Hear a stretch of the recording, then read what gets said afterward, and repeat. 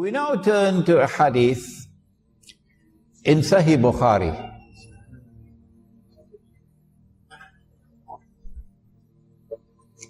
In which Nabi Muhammad alayhi salatu wasalam said, and it is a very short hadith, you can memorize it before you leave the masjid tonight. Kayfa antum? How will you be at that time?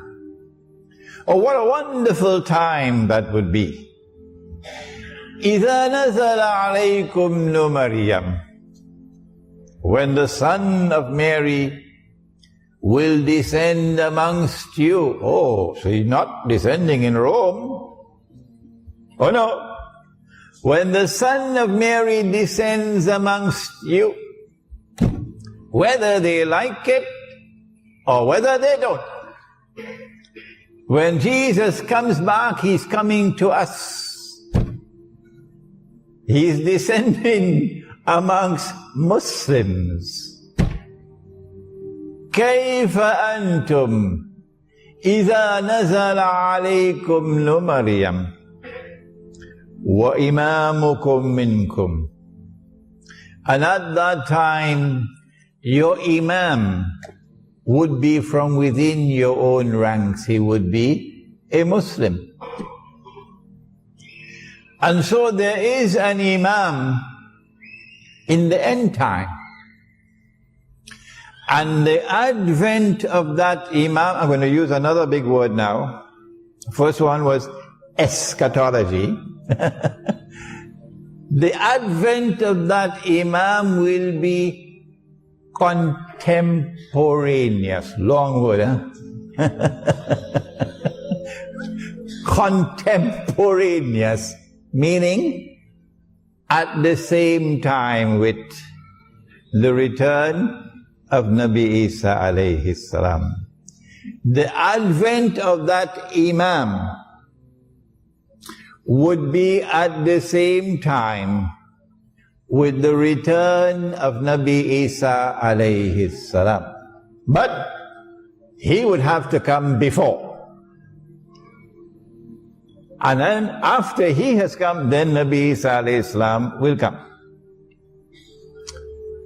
Who is that Imam who will emerge in the end time? And who is an Imam? And what will be the implications of the emergence of an Imam at that time? These are fascinating questions. We have to simply leave Sahih Bukhari and go to Sahih Muslim, and we get the answer that Nabi Muhammad alayhi salatu wasalam prophesied that that Imam would be known as Imam Mahdi, the rightly guided Imam. And we also are told that he is going to be from the seed of Muhammad sallallahu ta'ala alayhi wasallam, from his daughter Fatima radiyallahu ta'ala anha. So he's going to be an Arab. I don't think he can be an Indonesian. Huh? Or Malaysian. He has to be an Arab, eh? Okay. This Imam who will emerge at the time when Nabi Isa alayhi salam is to return is not only from the seed of Nabi Muhammad alayhi salatu wasalam, but we also have a description of his physical features, a broad forehead and a large nose and so on. And we also know something about his functions. That at that time the world will be filled with oppression. Well, it has already come. Modern Western civilization has now been hijacked to deliver to the world more oppression than mankind has ever witnessed. And yet there are those who have eyes and yet cannot see. And their Qibla is in Washington. and they long to get a green card and a US passport. So I say, please go and don't come back. Please go and don't come back. You don't belong to us. You belong to the Jamaat of the oppressors. At that time there will be oppression in the world, all over the world. And this man, will break those chains of oppression and bring justice to the world. So this is going to be a revolution, a revolutionary change to transform a world filled with oppression to a world of justice and of peace. And then the world would experience what Islam has to offer. This would be an Imam who would come at a time of great poverty and destitution in the world. Well, it has already come. All those who stand up to Dajjal are today miserably poor. And all those who are faithfully following Dajjal are living in the comfort zone. That's what the Prophet prophesied. But when the Imam comes, he's going to share wealth to the people. Would it be US dollars? The last thing I heard about the US dollar was that it was in ICU in some hospital. Would it be the French francs or the Malaysian ringgit? Come on, wake up and stop this nonsense. Stop this nonsense. If you did not know it before, maybe tonight you should start to learn. That knowledge may enter into your head. The money that we are now using has come from Dajjal. If you've not studied international monetary economics, come to me and I'll teach it to you. The money that we are now using has come from Dajjal. The paper currencies have come from Dajjal. The electronic money which is taking over from the paper currencies have come from Dajjal. And they're functioning as an instrument, not only for the unjust transfer of wealth from the unsuspecting masses to a global predatory elite, but more than that. They're bringing a system of slavery upon the world, enslaving mankind. And Nabi Muhammad alayhi salatu wasalam prophesied that in the end time there will be slavery. He said a slave woman, you remember? Don't you? He said a slave woman will give birth to her mistress. We have a conference in PWTC on Tuesday and Wednesday. If you can take 2 days off, leave, come join us. There's a flyer outside about the conference. It is on the prohibition of riba in Islam. Nabi Muhammad alayhi salatu wasalam told us that Imam is going to share wealth. Which kind of money? Oh, you know it. I don't have to tell you. It's the money which is in the Quran. When last did you open the Quran and look in the Quran to see whether there's money in the Quran? Huh? Is the dinar in the Quran? Yes, it is. Is the dirham in the Quran? Yes, it is. That's bad news for some of you who have neglected the Quran. And so he's going to share dinar and dirham, money that Allah ordained to be used as money. And if we had been using that money, Indonesia would not be miserably poor today. And Egypt would not be miserably poor today. And Bangladesh and Pakistan and Afghanistan would not be miserably poor today. And Africa would not be miserably poor today. He will share that money to such an extent that no one would be willing to accept zakat. What a world that is going to be tomorrow. This Imam is called Imam, but the word Imam here is synonymous with Amir or leader. So he is not only Imamul Mahdi, he is Amirul Mu'mineen, the leader of the believers. So would he be the head of the Egyptian Muslims alone? And you have another one for the Malay? Another one for the Indonesians? Huh? Or is he going to be the leader of all Muslims? Come on, answer me today. Answer me today. You know, he prophesied about the end time, that knowledge will disappear. Knowledge will disappear. And here's the evidence. That when that Imam comes, he is going to be Amirul Mu'mineen. So then what are you going to do with your Egyptian citizenship and your Egyptian passport? I don't want to go further than that. What are you going to do with your constitution of Egypt and your Syrian constitution, your pledge of loyalty to this state? Huh? What are you going to do? I know what we are going to do. We never gave up in our heart. We never gave up in our hearts loyalty to the Imam and to the Amir. No, we never gave it up, because we never accepted the substitute. And we will never accept the substitute. He's also known not only as Imam, not only as Amirul Mu'mineen, but also as Khalifa. Khalifa. And this brings us to our difference of opinion with the Shia.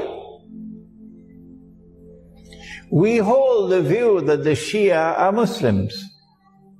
Oh yes. And we gave evidence to support that. There is no fatwa which has achieved ijma'a. No. Because the Shia have performed the Hajj continuously to this day. No one has stopped them. And so the ijma' of the Ummah is that the Shia are Muslims. And if they are Muslims, then you have to relate to them as brothers. Ruhama'u baynahum. And if you differ with them, you must differ in a way which is constructive and not destructive.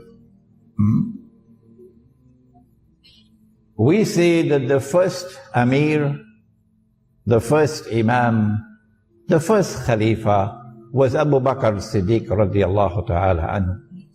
And then after him was Umar Farooq radiallahu ta'ala anhu. And after him was Uthman Ghani radiallahu ta'ala anhu. And after him was Ali radiallahu ta'ala anhu, Ali ibn Abi Talib radiallahu ta'ala anhu.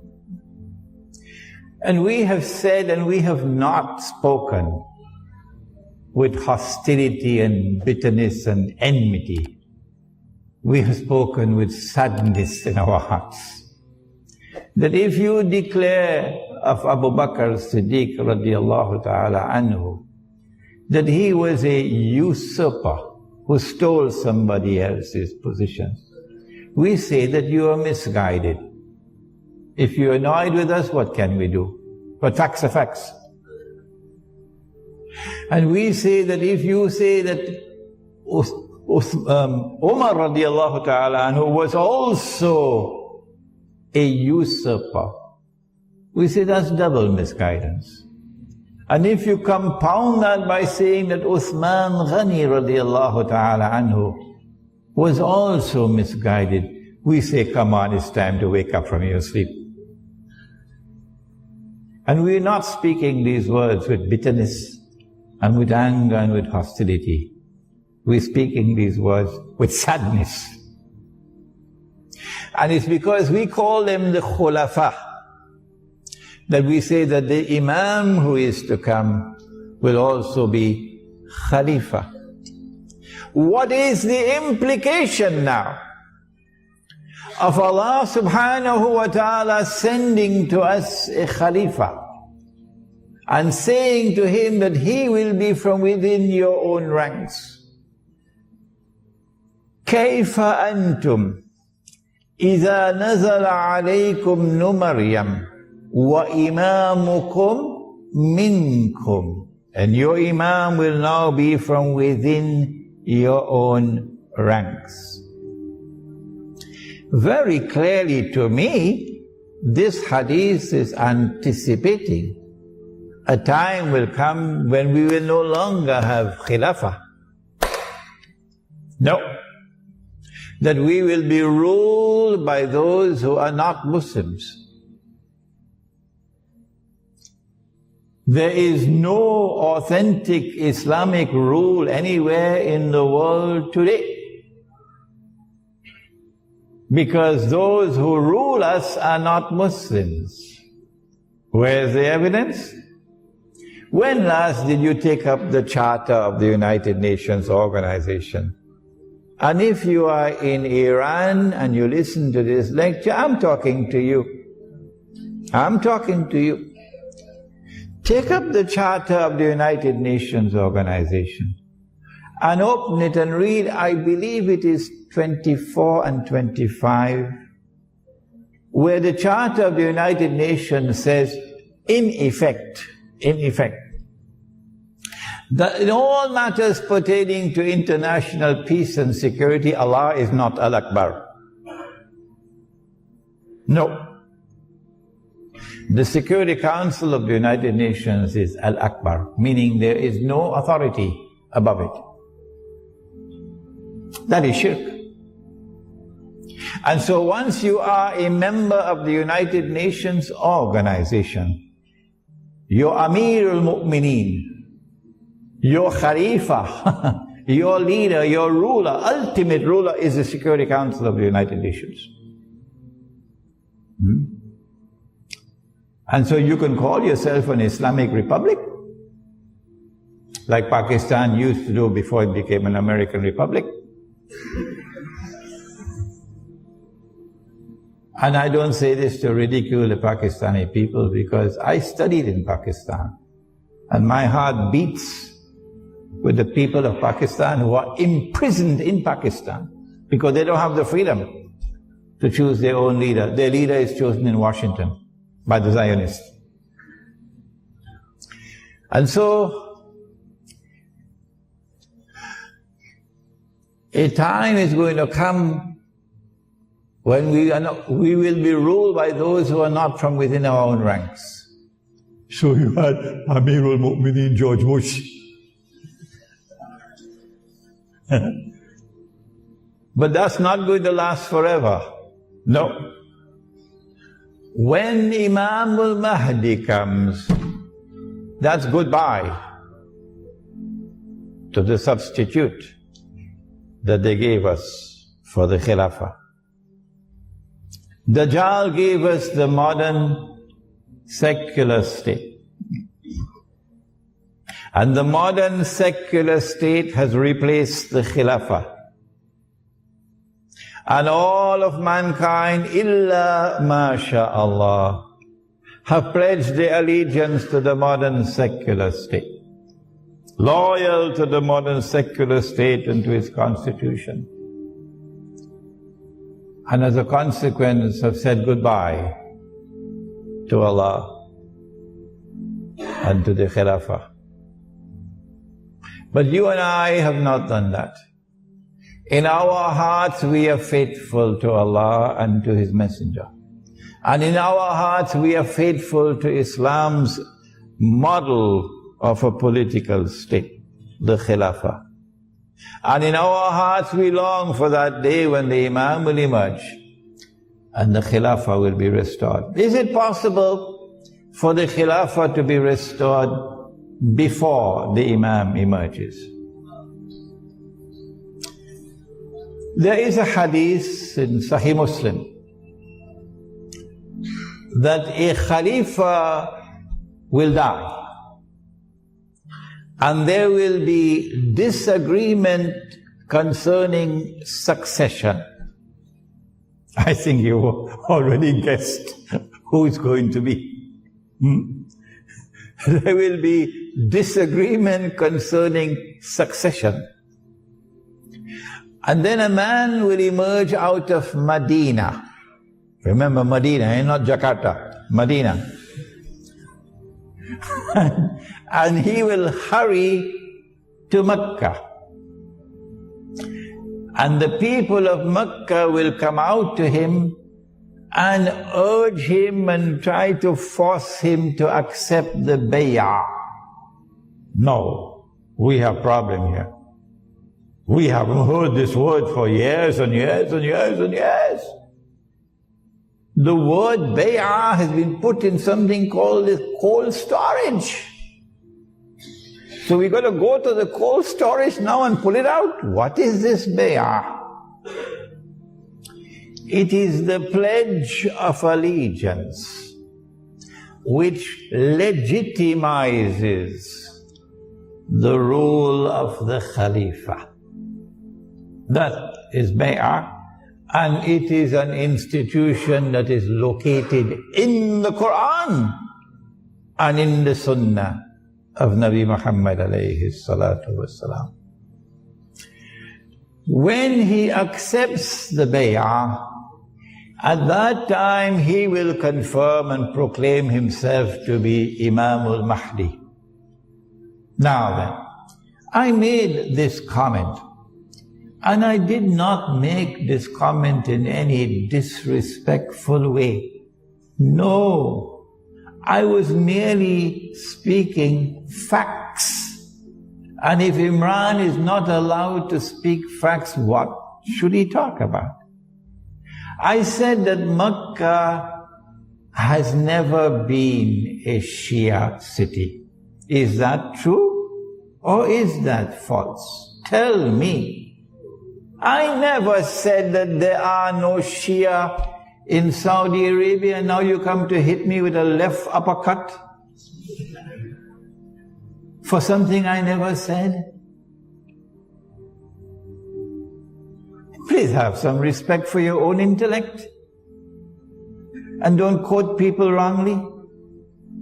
What I said is that Mecca has never been a Shia city. Is that true or is that false? There is nothing to suggest to us that that situation will change in the future, and that Mecca will transform itself and become a Shia city. There is no evidence to support that.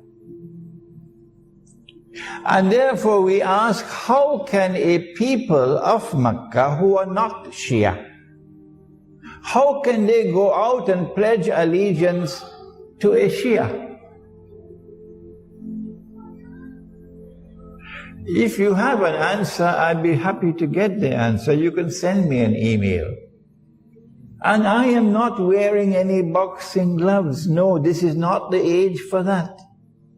This is a reasoned discourse that is being presented tonight. And so I conclude that the Imam cannot be Shia. This is my conclusion. If you differ with me, that does not mean that we should have boxing gloves fighting each other. No. Now then, the argument is raised that because the Prophet ﷺ used the word Khalifa, a Khalifa will die. The implication is that the Khilafah will be restored before the advent of Imam al-Mahdi.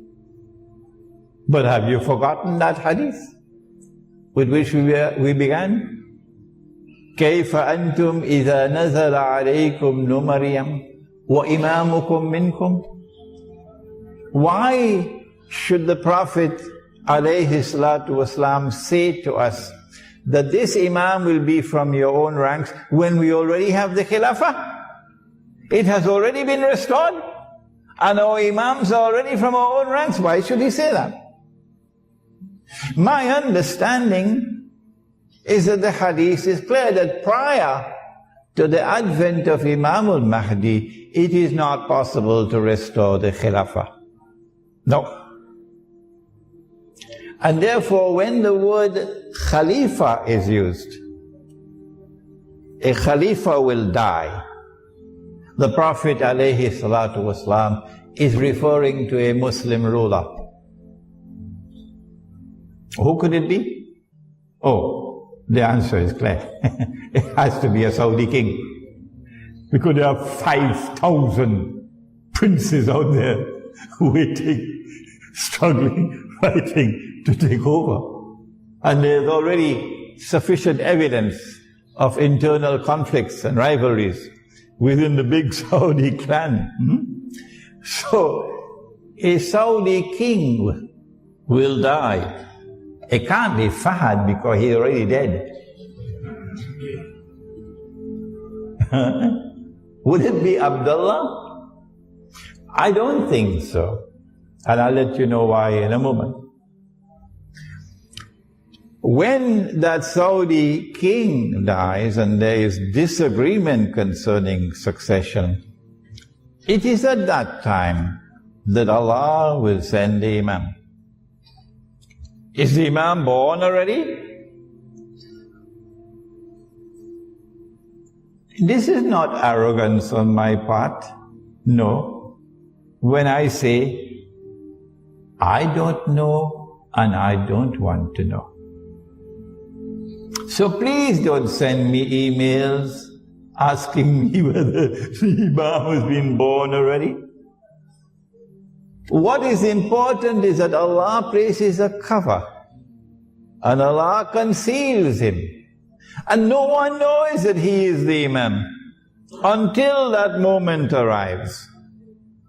When the king, the Khalifa dies, and there is disagreement and so on, then he proclaims himself to be the Imam. Until that moment, we don't know who is the Imam. So is he born already? No, come on. I don't know and I don't want to know.